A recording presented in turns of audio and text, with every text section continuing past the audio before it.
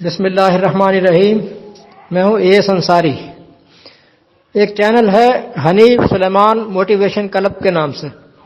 اس میں ایک صاحب ڈاکٹر شہاب عالم ہیں, وہ اپنے بیان ریکارڈ کراتے ہیں. ان کا کہنا ہے کہ قرآن کریم میں جتنے جانوروں کے نام آئے ہیں وہ حقیقت میں جانور نہیں ہیں, مترجمین نے ان کو جانور بنا دیا ہے, ورنہ وہ کچھ اور ہیں. اور پھر الگ الگ جانور پر ان کے الگ الگ چھوٹے چھوٹے کلپ ہیں. ایک ان کا آیا تھا پگ پر میں نے کچھ وضاحت دی تھی. پگ سور, خنزیر, اور خنزیر کا گوشت, سور کا گوشت, پورک, اس پر میں نے وضاحت دے چکا ہوں. میں آج ہم بات کریں گے بقرہ پر. بقرہ, گائے. پہلے آپ ان کا کلپ سن لیجئے, پھر میں اس پر تبصرہ کرتا ہوں. جیسا کہ آج کل ان الفاظ کی وضاحت کروں جس کا ترجمہ صرف جانور کر کے اس کو ہدایت سے بھٹکا دیا گیا ہے. اسی سلسلے کا آج ایک لفظ ہے بقرہ, جس کا ترجمہ گائے کر دیا گیا ہے. 8 جگہ آیا ہے, یعنی 8 آیتوں میں. پہلی 5 آیتیں تو سورہ بقرہ ہی میں ہیں. یہ قرآن میں جو آیت نمبر 67 سے 71 تک. تو اس کے بعد جو وہ سورہ انعام میں ایک جگہ اور پھر سورہ یوسف میں 2 جگہ ہے.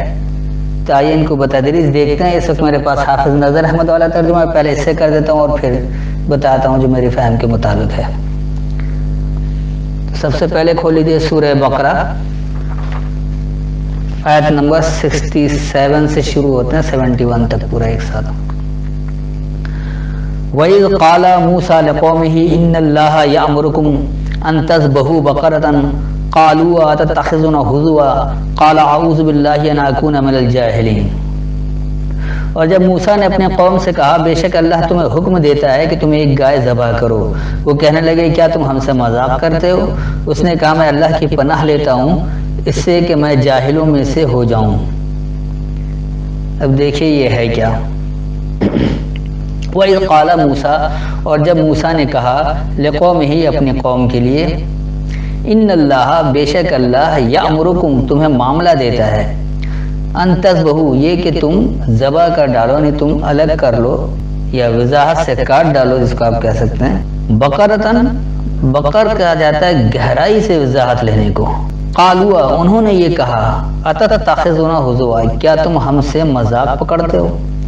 قال اعوذ باللہ, کہا میں اللہ کی پناہ چاہتا ہوں, ان اکون من الجاہلین, یہ کہ میں جاہلوں میں سے ہو جاؤں. جناب,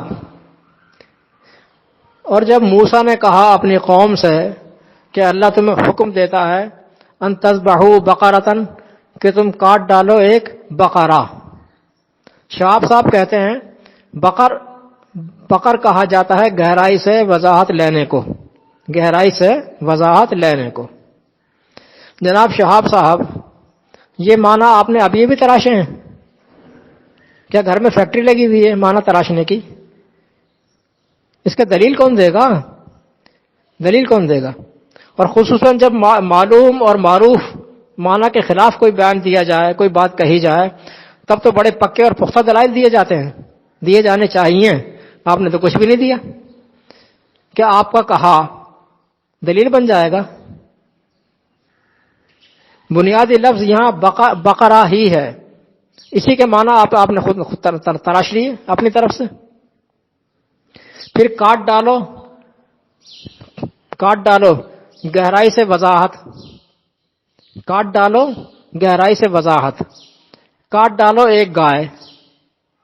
بتائیے کون سے معنی فٹ آ رہے ہیں؟ کاٹ ڈالو گہرائی سے وضاحت, کاٹ ڈالو ایک گائے. ایک جاہل کو بھی سمجھ میں آ رہی ہے کہ کون سا جو ہے یہ الفاظ کا مرکب درست ہے. یہ ان دونوں میں سے کون سا مجموعہ درست ہے؟ آپ نے کیا کسی سے معاہدہ کر رکھا ہے بھائی قرآن میں تذبذب پیدا کرنے کا, ڈسٹورشن پیدا کرنے کا؟ دیکھیں, میں لغت کی فوٹو ارسال کرتا ہوں, لغت کی فوٹو, جس کی سمری یہ ہے کہ بقر اس میں جنس ہے, واحد اس کا بقرہ ہے. یہ مذکر مؤنث دونوں کو واقع ہوتی ہے. حیوان, دودھ دینے والا جانور, چوپایا, یہ اس کی سمری ہے. لغت میں کی جو فوٹو میں شارٹ جو ہے وہ ارسال کر رہا ہوں, دے رہا ہوں.